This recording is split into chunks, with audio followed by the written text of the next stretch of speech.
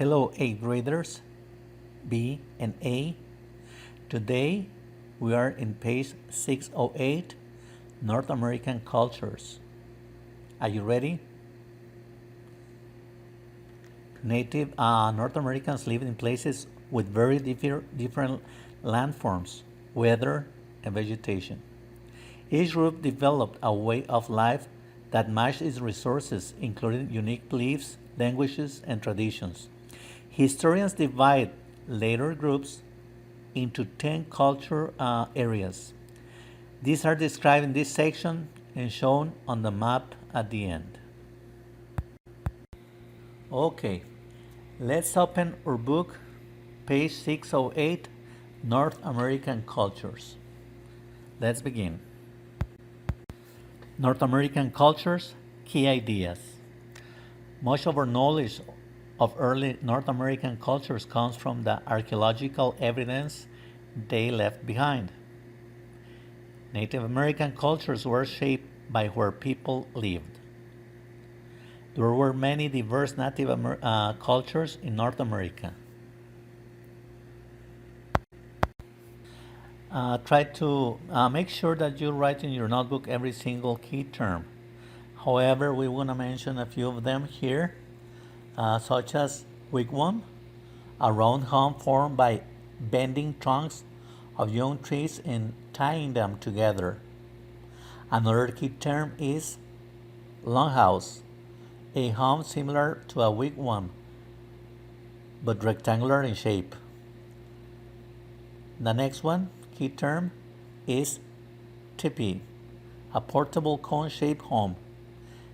And we also have today igloo, a dome house made from blocks of snow. However, there at home, make sure you write them all in your notebook. Thank you. Early North American cultures. The first people to settle in the Americas came from Asia more than 15,000 years ago. Over time, people settled all over the Americas. Native North Americans did not leave written records. Even so, scientists have learned a lot about these peoples by studying artifacts. Now, we wonder what artifacts are? Are objects people make, such as tools, pottery, or jewelry. Scientists study them to figure out what crops Native Americans grew, what they hunt, what they wore, and what their homes were like. In the map, you can see where the ancestral pueblo settled. The ancestral pueblo, several groups of people settled in the region that became the southwestern United States. They are called ancestral pueblo because they are the ancestors of people the Spanish later called the Pueblo peoples. Archaeologists also call them the Anasazi. They flourished for hundreds of years and built complex cultures. At first, they dug houses into the ground. By 1150, they were building connected stone homes similar to apartment buildings. They had up to 4 stories and were sometimes built into the sides of cliffs. Little rain fell in the southwest, so the ancestral Pueblo people had to use water wisely. For example, they dug ditches to carry water from streams to fields where they grew corn, beans, and squash. Long droughts around the 1300s made farming difficult. A drought is a period of little or no rain. In response, ancestral Pueblo groups left their villages and moved south. Some settled near rivers where it was easier to farm. Others returned to hunting and gathering. In page 609, we have the Mississippians. Another complex culture arose in the Mississippi River Valley. It is known as the Mississippian culture. Like the ancestral Pueblo, the Mississippians live in large communities, and corn was their most important crop. Both cultures reached a peak between the year 1000 and 1300, but there were also big differences between these cultures. The Mississippians are called mound builders because they made hills of earth near their villages for religious reasons. They respected the sun and their ancestors. Some mounds rose as high as 100 feet and covered many acres. Temples and priest leaders' homes sat on the mounds. Mississippian villages grew because of advances in farming. For example, they used tools such as hoes to help grow maize, another name of corn. The largest Mississippian town was Cahokia in today's state of Illinois. More than 10,000 people live there. Illinois is where Chicago is, guys, okay? As with the ancestral Pueblo, a drought made it difficult for the Mississippians to grow their corn, beans, and squash. This led to violence between groups, so villagers surrounded their towns with thick walls made of logs and made alliances with other groups. The Eastern Woodlands, page 610. By the 1500s, the Northeast and Southeast were home to groups called Eastern Woodland peoples. The Northeast. The Northeast woodlands were mostly covered with forest. The climate was warm in the summer and cold in the winter. The women usually farmed. They grew the three sisters of corn, squash, and beans. The men hunted forest animals like deer and wild turkey. Some fished from canoes made from tree trunks or birch bark. As we continue on page 610, we learn that most people live in a long house or a wigwam. A wigwam was a home formed by bending the trunks of young trees and tying them together to make a round frame. It was covered with bark or reed mats. A longhouse was similar, but rectangular. Each longhouse was home to several branches of an extended family. In the 1500s, five groups in today's New York State formed the Iroquois League to end frequent wars among them. Each nation governed itself, but a joint council decided important matters. They agreed upon a constitution for the league. In page 611, we have the Great Plains. Many Native Americans groups live on a vast grassland called the Great Plains. It stretches across central North America. In the 1500s, the plains were home to huge herds of bison. These animals were very important to the Native Americans who lived on the plains. Before the arrival of Europeans, many plains people were farmers. They lived in villages along rivers. Their homes were large, round, and made from dirt and grass. They grew corn, beans, squash, sunflowers, and tobacco. Bison hunts took place outside the planting and harvesting seasons. Men followed the bison on foot, shooting them with bows and arrows.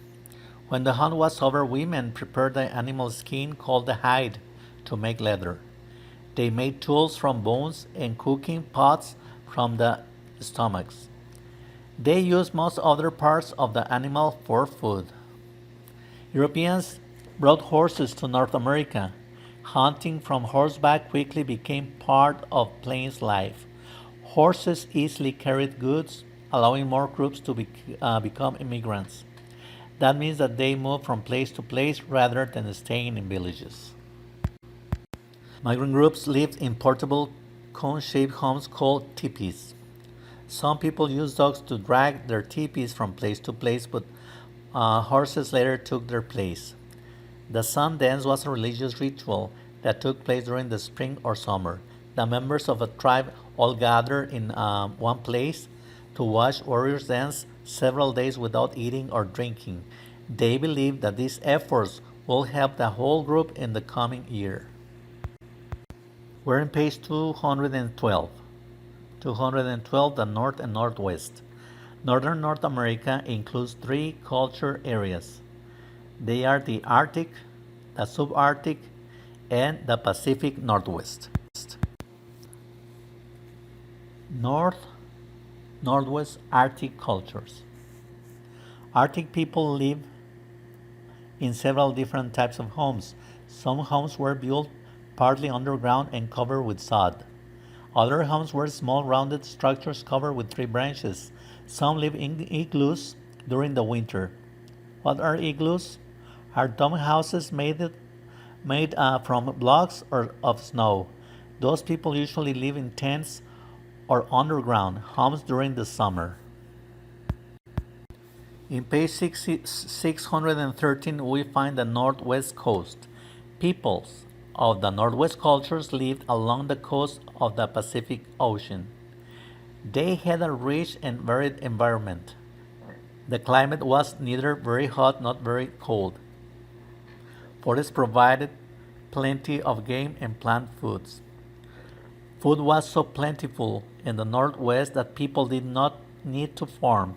They also spent less time gathering, hunting, and storing food than other Native Americans. They were also able to settle in permanent communities. Dozens of related people may have lived in each large wooden family house. Set out in front of the family house was a totem pole. This tall structure made from a tree was carved and painted to relate important events and individuals in a family's history. In the chart number 18, you have some questions. Wealthy family hosted potlatch to mark important events. A potlatch was a ceremony in which a wealthy and high ranking family had a feast and gave gifts to their guests. The West and Southwest. Western North America included several Native American culture areas. The many environments led to diverse ways of life. The Southwest. The descendants of the ancestral pueblos settled in New Mexico. There they built homes out of what we call here in Mexico adobe, which is known in the States as the dried mud. European settlers introduced sheep to the region. Some people, like the Navajo, that was an ethnic Indian tribe, the Navajo, began herding sheep. They used the wool to make blankets. California.